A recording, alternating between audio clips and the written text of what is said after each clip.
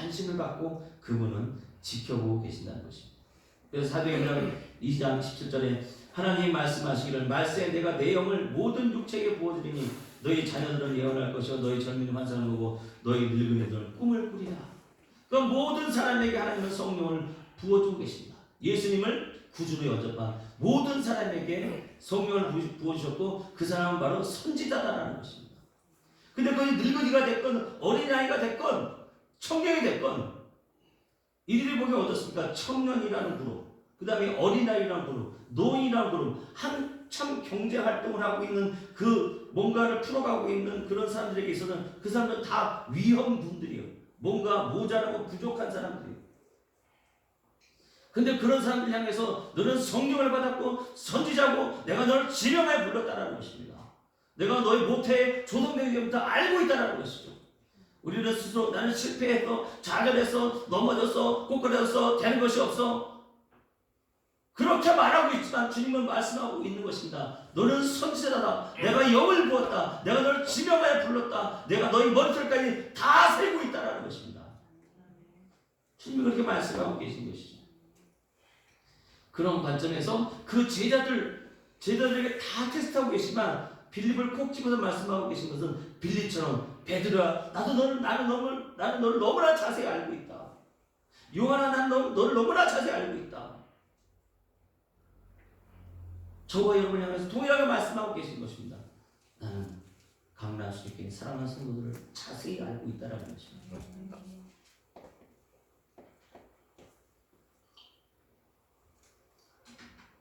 그러면서 다음 구절 넘어가는 것이죠. 그럼 빌립을 테스트하실 때 빌립을 통해서 하나님은 예수님은 어떤 말씀을 듣기를 원하셨는가? 그 힌트되는 구절이 결국 말씀하고 있죠. 요한복음 6장 4절에 마침 유대인의 명절인 유월절이 가까운지라. 우리가 잘 아는 것처럼 유월절은 어떤 의미를 갖고 있습니까? 빌립을 성경은 말씀을 예수님의 제자인 빌립을 시험하시는데 그 시점을 정확하게 언급하고 있다는 거예요. 유월절이 가깝다는 것입니다. 그럼 유월절과 연관되어 있는 어떤 하나님의 말씀을 빌립을 통해서 듣기를 원하고 계신다는 거예요. 유월절이 언급된 부분이 어디죠? 바로 출애굽 사건입니다. 이스라엘 백성이 출애굽할 때 유월절 어린 양의 문설주에 바르고 죽음의 시 넘어가서 산자들이 노예의 땅을 벗어나서 하나님의 영광의 나라 가나안 땅으로 이동하는 그 사건이 바로 출애굽 사건이죠. 그럼 출애굽 사건을 통해서 그 말씀을 통해서 우리가 뭔가를 기억해야 된다는 것입니다. 이건 성경은 출애굽 통해서 하나님의 자녀들이 무엇을 기억하고 말하기를 원하십니까? 신명기 8장 이하에 보면 나오죠. 내가 오늘 명하는 모든 명령을 너희는 지켜 행하라. 그리하면 너희가 살고 번성하고 여호와께서 너희의 조상들에게 맹세하신 땅에 들어가서 그것을 차지하리라. 이게 뭐죠? 이미 가나안 땅이 오늘 세 번째 표적처럼 이미 너희가 이걸 차지할 것이라 말씀하신 것처럼 너희가 이거 회복되어 있다라고 말씀하시는 것처럼 이미 그것을 차지할 것이라고 말씀하신 상태에서 다음 구절이 나오고 있습니다. 내 하나님 여호와께서 이 40년 동안에 내게 광야 길을 걷게 하신 것을 기억하라. 그러니까 40년 너를 낮추시며 너를 시험하사 내 마음이 어떠한지 그 명령을 지키는지 지키지 않는지 알려 하심이라. 너를 낮추시며 너를 줄이게 하시며 또 너도 알지 못하며 내 조상도 알지 못하던 만나를 내게 먹이신 것은 사람이 떡으로만 사는 것이 아니요 여호와 입에서 나오는 모든 말씀으로 사는 줄을 내가 알게 하려 하심이라. 그러니까 그 6월절 통해서 출애굽 때 어떤 일이 있었지? 빌립아 떠올려봐. 네가 지금 내가 이 많은 5,000명을 먹여야 되는 이 지금 만나가 필요한 떡과 물고기가 필요한 시점에 내가 지금 너를 테스트하고 있어. 네가 지금 6월절에 지금 어떤 말을 해야 되는지 출애굽에 어떤 말을 해야 되는지 한번 생각해봐. 기억해봐. 라고 지금 우리에게 말씀하고 있는 것입니다. 저희 여러분도 동일한 문제를 갖고 있죠. 지정적인, 건강적인, 관계적인, 지금 전염병, 여정의 스트레스, 여러 가지 불평, 불만의 그 모든 요소를 안고 있는 저와 여러분에게 동일하게 말씀하고 있는 것입니다. 예수가 테스트하고 계신 것이죠. 너는 그런 문제 가운데, 그런 인생의 문제 가운데, 그런 죽음 가운데, 그런 좌절 가운데, 그런 처절한 가운데 너는 무엇을 기억하고 있느냐? 라고 저와 여러분에게 묻고 계신 것입니다. 예수님도 동일한 그 시험을 당하셨죠. 예수님도 광야에서 마귀에게 시험을 받습니다. 마태복음 4장 1절 이하에 나오죠. 그때 예수께서 성령에 이끌려 마귀에게 시험을 받으러 광야로 와서 40일을 밤낮으로 금식하십니다. 예수님은 40일을 금식을 했어요. 밤낮으로. 지금 예수님이 오병이어 기적을 일으키려고 하는 그 사람들 아직 일돌도 굶지 않았어요. 예수님은 40일을 금식하신 후에 사탄이 마귀에 나타납니다. 내가 만약 시험하는 자가 예수께 나와서 이르되 내가 만약 하나님의 아들이거든 명하여 이 돌들이 떡덩이가 되게 하라. 예수께서 대답하여 이르시되 기록되었을 때 사람이 떡으로만 살 것이 아니요 하나님의 입으로부터 나오는 모든 말씀으로 살 것이라 하였느니라. 왜 예수님은 40일 동안 금식하시고 그렇게 줄이시는데 사탄 마귀가 와가지고 내가 하나님의 아들이오든 이 돌들이 떡덩이가 되라고 하시는데 주님은 그 신명기의 그 말씀을 그대로 말하고 있다는 것입니다. 사람이 떡으로만 사는 것이 아니라 하나님 입에서 나는 모든 말씀으로 산다는 것입니다. 여러분 앞에 나온 떡은 어떻습니까? 있고 없고 했다 우리 감정을 오락내락합니다. 그러나 여호와의 입에서 나오는 그 말씀으로 산다는 그 말씀은 영원토록 변하지 않는다라는 것입니다. 그 영원토록 변하지 않는 말로 저와 여러분을 인정하고 계신다는 거예요. 예수 믿고 성령 받은 우리는 어떻습니까? 너희는 떡으로 사는 자들이 아니라 여호와의 입술에서 나오는 말씀으로 사는 자들이다라고 하나님께서 그렇게 저와 여러분을 인정해 주고 계신다는 것입니다. 그 인정을 하셨기 때문에 그 말씀을 통해서 빌립에게도 그걸 듣고 싶으셨던 거예요. 그 500여 ton 5,000명이 먹여야 되는 그 상황 속에서 하나님들 200대나 돈이 없습니다. 어떻게 이 사람을 다 먹입니까? 그런 말이 아니라 그 6월절에 있었던 그 말씀 맞습니다. 사람이 떡으로만 사는 것이 아니라 하나님의 입술에서 나오는 아버지와 그 변하지 않는 말씀으로 사는 것입니다. 그것을 믿는 자에게 떡도 주심을 우리는 믿습니다. 그것이 빌립에게 듣고자 하셨던 예수님의 마음이셨어요.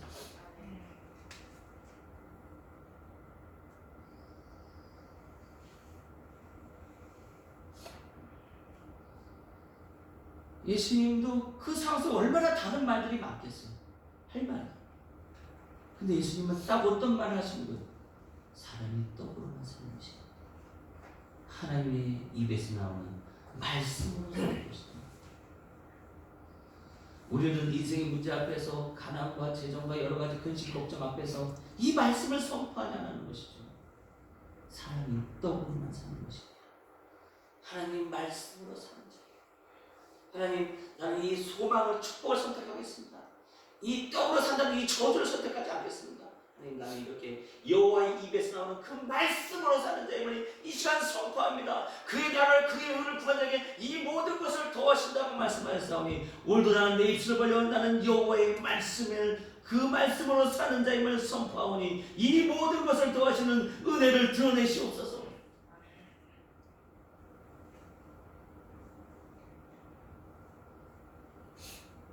근데 빌립은 어떻게 말하죠?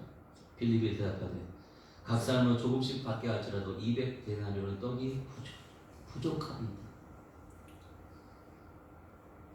예수님이 원하셨던 말은 뭐예요? 사람이 떡으로만 살 것이 아니요 하나님의 입에서 나오는 모든 말씀으로 살 것이다.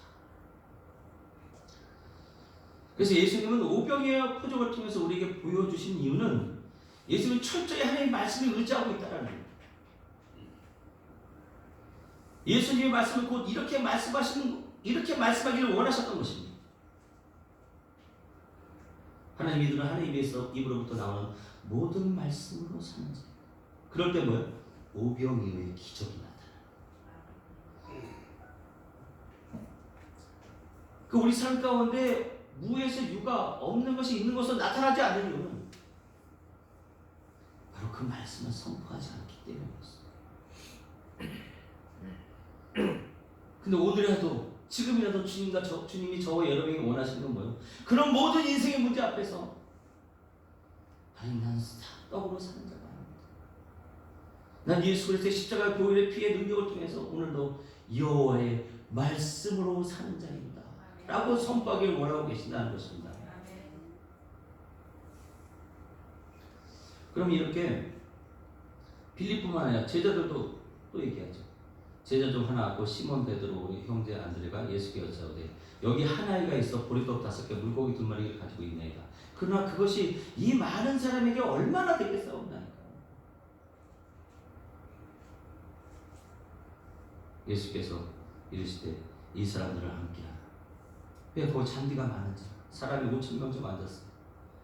근데 그렇게 오늘 말씀처럼 사람이 떡으로만 사는 것이 아니라 하나님의 말씀으로 사는 자입니다. 그것도 그렇게 인정함들이 넘치는 그런 사람들은 어떻게 반응을 보이는가?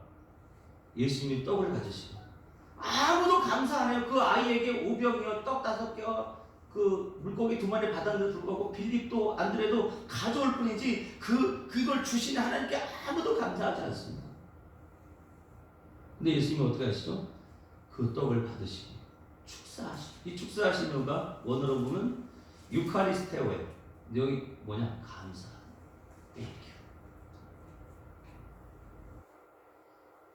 예수님은 떡 5개 물고기 2마리 두고 감사하다 입고 있더라. 작은 것에 감사할 줄 안다는 것입니다.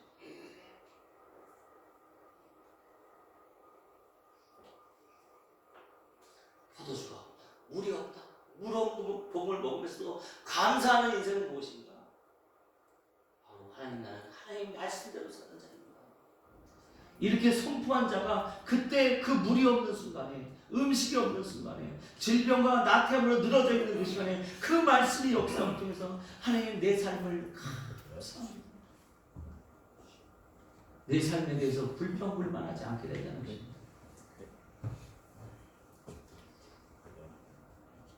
그래서 여기 축사하신다는 것이 원어로 보면 감사하다는 것입니다. 그리고 앉아있는데 나눠주기 시작하십니다. 감사. 물고기와 또 그들에게 원대로 다 나눠주세요. 모든 것을 원대로 나눠주고 계신다는 것입니다. 저와 여러분 어떻습니까? 우리의 삶 안에 정말 원대로 풀어주고 열린 삶을 지금 살고 있다고 믿으십니까? 그 왜 안 나타나는 거예요? 하나님 가난과 고통 속에도 하나님 원대로 다 주셨습니다. 하나님께 원대로 다 채워주셨습니다. 그런 은혜 가운데 있습니다. 이 말을 안 하기 때문에 그러는 거예요.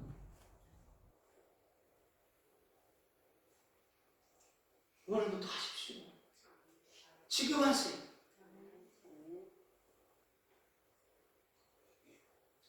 그래서 시편 50편 23절에 감사로 제사를 드리는 자가 나를 영화롭게 하나니 그 행위를 옳게 하는 자에게 내가 하나님의 구원을 보이리라.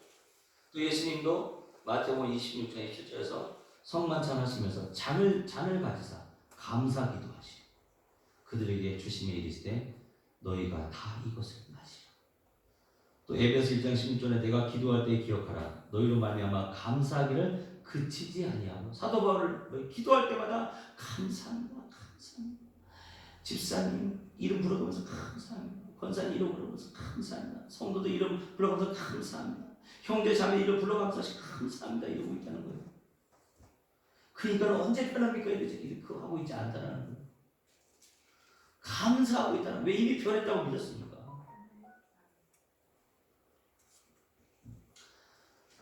그 다음에 고린도서 4장 2절에 기도를 계속하고 기도에 감사함으로 깨어있어요.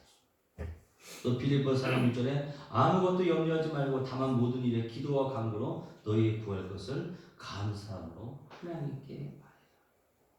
데살로니가전서 5장 18절에 범사에 감사하라. 이것이 그리스도 예수 안에서 너희를 향하신 하나님의 뜻이니라.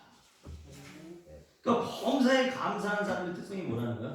주님 나는 하나님의 뜻대로 살고 있습니다. 이 축복을, 이 생명을, 이 복을 선택하고 이것이 소망이니까 내가 믿음으로 내 입술을 벌려 선포하겠습니다 라는 것입니다. 오늘 같이 한번 해보겠습니다. 나는 하나님의 뜻대로 사는 자입니다. 할렐루야. 네. 오늘 그렇게 믿고 살아가시는 저와 여러분 되신 주님의 이름으로 축원합니다.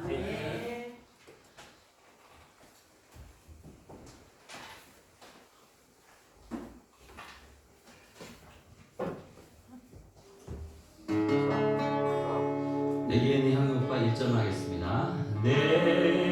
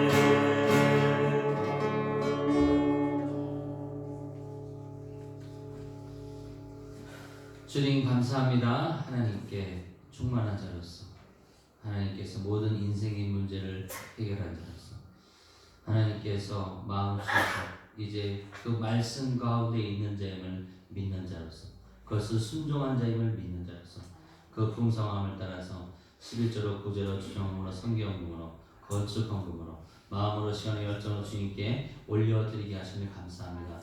강남 수교 사랑하는 성도들의 그 재정을 이른 비와 늦은 비의 축복을 통해 채워주심을 감사드리고 하나님 만나 매실하고 일용한 양식으로 보존하여 주시고 보호하여 주심을 감사드리고 구름 기둥과 불 기둥으로 하나님 통행하여 주심을 감사합니다. 주님의 뜻이 함께합니다. 믿음의 역사가 반드시 나타납니다. 영광을 주님께 돌리며 예수님의 이름으로 기도드렸습니다.